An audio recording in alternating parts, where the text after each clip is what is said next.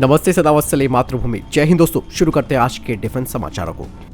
बढ़ते पहले अपडेट की तरफ। दोस्तों, अब कहा जा रहा है कि कामोव 226T और लाइट यूटिलिटी हेलीकॉप्टर को HAL के एक ही कारखाने में तैयार किया जाएगा। हिंदुस्तान एरोनॉटिक्स लिमिटेड ने कहा कि कर्नाटक के तुमकुरू जिले में देश की सबसे बड़ी हेलीकॉप्टर सुविधा पहले से ही लाइट यूटिलिटी हेलीकॉप्टर के साथ साथ रूसी कामोव 226T हेलीकॉप्टरों को बनाने के लिए तैयार है और इन दोनों ही प्रकार के हेलीकॉप्टरों को बनाने से साल में 60 हेलीकॉप्टरों का निर्माण किया जा सकता है। दरअसल भारतीय वायुसेना, भारतीय सेना और भारतीय नौसेना लगभग 400 विंटेज चीता और चेतक हल्के हेलीकॉप्टरों को बदलना चाहती है और इसी वजह से ये निर्णय लिया गया था कि कामोव 226T और LUH के बीच समान संख्या में ऑर्डर दिए जाएं। दोस्तों, कामोव 226T और लाइट यूटिलिटी हेलीकॉप्टर एक ही क्लास के हैं, जिसकी वजह से ये कहा भी जाता है कि जो 400 यूनिटें खरीदी जानी है वो सब की सब लाइट यूटिलिटी हेलीकॉप्टर की ही होनी चाहिए, जो कि स्थानीय रूप से निर्मित किया गया हेलीकॉप्टर है। लेकिन यहाँ पे मैं आपको बता दूं कि कामोव 226T एक दोहरे इंजन वाला यानी कि ट्विन इंजन हेलीकॉप्टर है और जो LUH है यानी कि लाइट यूटिलिटी हेलीकॉप्टर वो सिंगल इंजन वाला विमान है। ऐसे में जो कामोव 226T है वो ज़्यादा सेफर है यानी कि सुरक्षित है, खास करके हाई एल्टीट्यूड ऑपरेशंस करने के लिए, क्योंकि अक्सर उच्च ऊंचाई वाले क्षेत्रों में अधिक शक्ति की आवश्यकता होती है। बढ़ते अगले अपडेट की तरफ।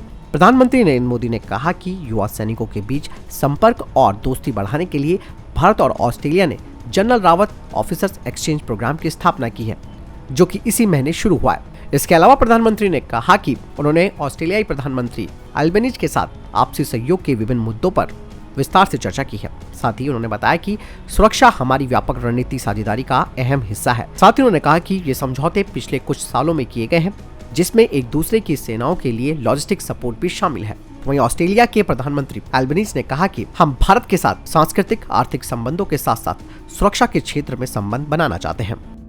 बढ़ते नेक्स्ट अपडेट की तरफ। दोस्तों, केंद्र सरकार ने अग्निवीरों को लेकर एक और बड़ी घोषणा की है।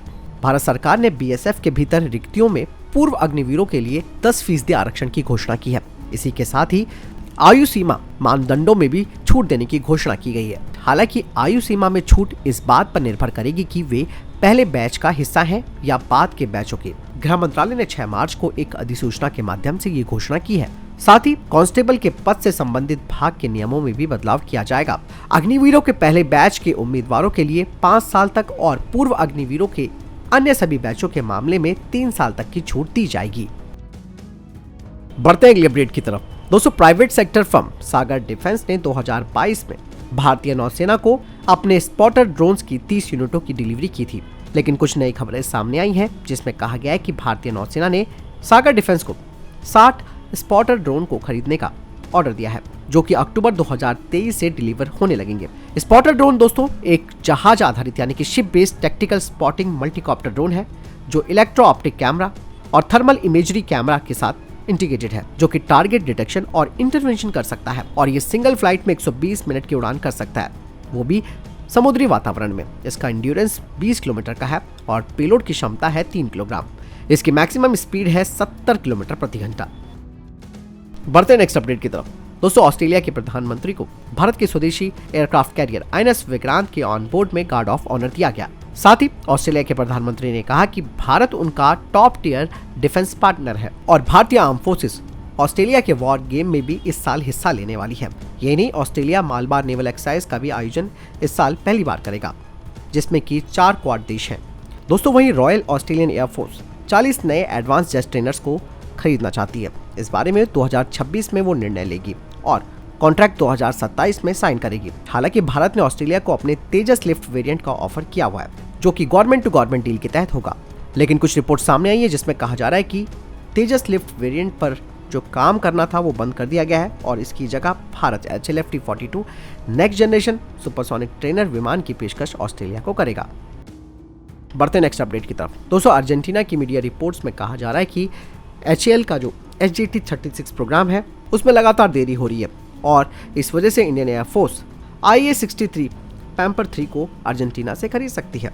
लेकिन इंडियन एयरफोर्स ने इसके लिए साफ तौर पर मना कर दिया। उन्होंने कहा कि वे किसी भी इंटरमीडिएट जेट ट्रेनर को नहीं खरीदेगी और इसकी जगह वो स्वदेशी HJT-36 को ही लेगी, जो कि अगले 12 महीनों में अपना फाइनल सर्टिफिकेशन ट्रायल पूरा कर लेगा। बढ़ते अगले अपडेट की तरफ, जो कि चाइना को लेकर आ रही है और पाकिस्तान को एक बड़ा झटका लगने वाला है। दरअसल दोस्तों, चाइना अपने JF-17 फाइटर जेट को अर्जेंटीना को बेचने के लिए पूरी तरीके से जोर लगा रहा है, जिसमें कि चाइना ने अर्जेंटीना को अपने WS-13 इंजन और चाइनीज इजेक्शन सीट के साथ ऑफर भी किया है। इसके अलावा चाइना अर्जेंटीना में इस फाइटर जेट की प्रोडक्शन लाइन को स्थापित करने की भी बात कह चुका है, ताकि इसे एक कस्टमाइज फाइटर जेट बनाया जा सके अर्जेंटीनाई एयरफोर्स के लिए। हालांकि भारत ने भी इसी तरीके का ऑफर अर्जेंटीना को कर रखा है, जिसमें कि भारत ने तेजस फाइटर जेट का ऑफर किया है, वो भी नॉन ब्रिटिश पार्ट के साथ। लेकिन कुछ डिफेंस एक्सपर्ट्स हैं, उनका कहना है कि चाइना का जो ऑफर है वो काफ़ी ज़्यादा लुभावना है, क्योंकि चाइना ने अर्जेंटीना के साथ वादा भी किया है कि अर्जेंटीना की जो प्रोडक्शन लाइन होगी उसका इस्तेमाल इन एयरक्राफ्ट के एक्सपोर्ट के लिए भी किया जाएगा जो इंटरेस्टेड कंट्रीज हैं। इसके अलावा दोस्तों, कहा तो ये भी जा रहा है कि चाइना चाहता है कि वो पाकिस्तान से अपनी प्रोडक्शन लाइन को शिफ्ट करके अर्जेंटीना में स्थापित कर दे। लेकिन यहाँ पर दोस्तों अर्जेंटीना के ऊपर भी प्रेशर है अमेरिका का, जिसमें कि अमेरिका ने भी अर्जेंटीना को सेकेंड हैंड डेनिश F-16 और दूसरे एयरक्राफ्ट को खरीदने की बात कही है। बढ़ते हैं नेक्स्ट अपडेट की तरफ। दोस्तों, तवांग को लेकर एक बड़ी खबर सामने आई है, क्योंकि दोस्तों पूर्वी लद्दाख के साथ साथ अरुणाचल प्रदेश में भी चीन के साथ भारत का तनाव अभी भी जारी है। चाइना अरुणाचल प्रदेश में दावा भी करता है और उसे दक्षिणी तिब्बत का हिस्सा कहता है, लेकिन दोस्तों अरुणाचल प्रदेश में स्थित तवांग पर चीन की सबसे ज्यादा टेढ़ी नजर है, क्योंकि ये बौद्ध धर्म का केंद्र है और लंबे समय से भारत और चीन के बीच तनाव का कारण रहा है। चाइनीज पीपल लिबरेशन आर्मी के रिटायर्ड कर्नल ने कहा कि बात सिर्फ तवांग सेक्टर की नहीं है। उन्होंने कहा कि पूरा अरुणाचल प्रदेश, जिसे कि हम दक्षिणी तिब्बत कहते हैं, उस पर भारत ने अवैध रूप से कब्जा कर लिया है। ये ऐसा है जिस पर कोई बातचीत नहीं की जा सकती। ऐसे कई एरिया हैं जिन पर दोनों देशों के बीच विवाद बना रहता है। इनमें तवांग वो जगह है जो कि चीन के दावों की सूची में यानी कि लिस्ट में सबसे ऊपर है। और 1990 के दशक के मध्य में मिलिट्री एक्सपर्ट के रूप में भारत चीन सीमा वार्ता में भाग लेने वाले इस चाइनीज ऑफिसर ने एक इंटरव्यू में कहा कि तवांग चीन के लिए बहुत जरूरी है।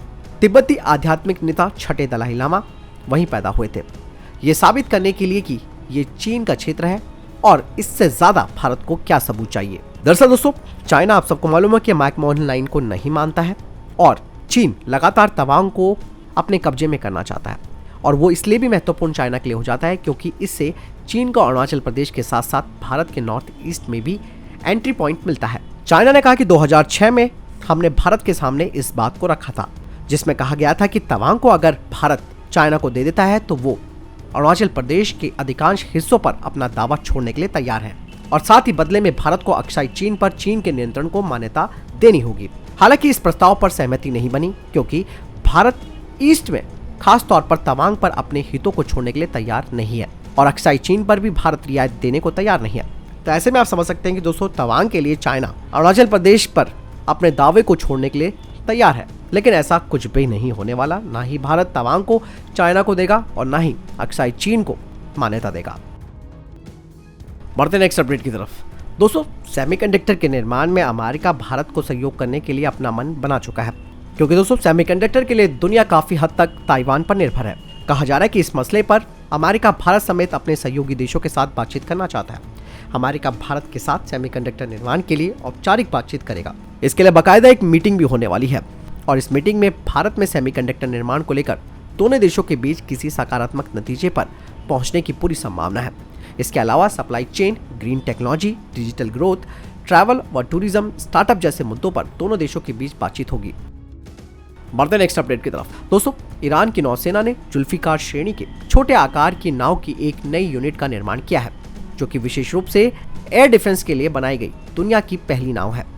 और ये जो नई बोट है, ये जुल्फिकार क्लास की बोट्स होंगी, जो कि short range surface to air missile से लैस है। हालांकि अभी एक ही नाव के बारे में जानकारी मिली है, लेकिन इन्हें कितनी संख्या में तैनात किया जाएगा इस बारे में ईरान ने जानकारी नहीं दी है। आपको बता दें कि इस छोटी नाव में कुछ संख्या में मैन पैड्स भी होते हैं, और इसमें एक सरफेस टू एयर मिसाइल प्रणाली तैनात रहेगी, और इसके कैबिन के ऊपर एक बड़ा रेडोम होगा, और उसके पीछे वर्टिकल लॉन्च सिस्टम है, और इसकी रेंज 15 किलोमीटर है। बढ़ते अगले अपडेट की तरफ। दोस्तों, इंडोनेशिया ने 18 डसॉल्ट राफेल जेट खरीदने के लिए पहला डाउन पेमेंट किया है, और ये डील फ्रांस और इंडोनेशिया के बीच 2022 में हुई थी। और इंडोनेशिया के ऑर्डर ने राफेल जेट के लिए डसॉल्ट एविएशन के बैकलॉग में आधिकारिक रूप से भी प्रवेश कर लिया है। दरअसल दोस्तों, राफेल विमानों के लिए इंडोनेशिया ने 1.3 अरब डॉलर मुक्त भी कर दिए हैं। दरअसल दोस्तों, करीबन 42 जेट इंडोनेशिया खरीदने वाला है फ्रांस से। इंडोनेशिया के रक्षा मंत्री ने कहा कि जल्द ही 18 राफेल फाइटर जेट की पहली खेप इंडोनेशिया पहुंच जाएगी। बढ़ते हैं नेक्स्ट अपडेट की तरफ। दोस्तों, अमेरिकी वित्त विभाग ने चीनी कंपनियों के खिलाफ एक बड़ा एक्शन लिया है। कहा यह जा रहा था कि चाइना की ये जो कंपनियां थी वो कथित तौर पर शाहिद 136 जो सैन्य ड्रोन है उसके लिए स्पेयर पार्ट्स की सप्लाई कर रही थी ईरान को, और इन शाहिद 136 का इस्तेमाल रशिया ने यूक्रेन पर किया है। आपको बता दें कि अमेरिका ने ईरान के मानव रहित हवाई वाहन को सपोर्ट करने वाली 5 कंपनियों और एक व्यक्ति के नेटवर्क को नामांकित किया है, और इस लिस्ट में कोटो मशीनरी, रेविन, गुलिल अल्फा, एसएनसी ट्रेड और कैस्प्रो शामिल है। ये जो नेटवर्क है ये उन कंपोनेंट्स की बिक्री और शिपमेंट के लिए जिम्मेदार है जिनका इस्तेमाल लड़ाकू ड्रोन के उत्पादन के लिए किया जा रहा है, और वे विशेष रूप से ईरानी विमान निर्माण उद्योग कंपनी हीसा के द्वारा उपयोग किए जा रहे हैं, जो कि शाहिद 136 कैमिकेज ड्रोन का उत्पादन करती है। दोस्तों, चाइना की ये जो कंपनियां थी वो ईरान की हैसा को हजारों एरोस्पेस जो कंपोनेंट्स हैं उनकी बिक्री और शिपमेंट कर रही है दोस्तों, और ये कंपनियां हांगकांग के माध्यम से ये सारे काम कर रही थी।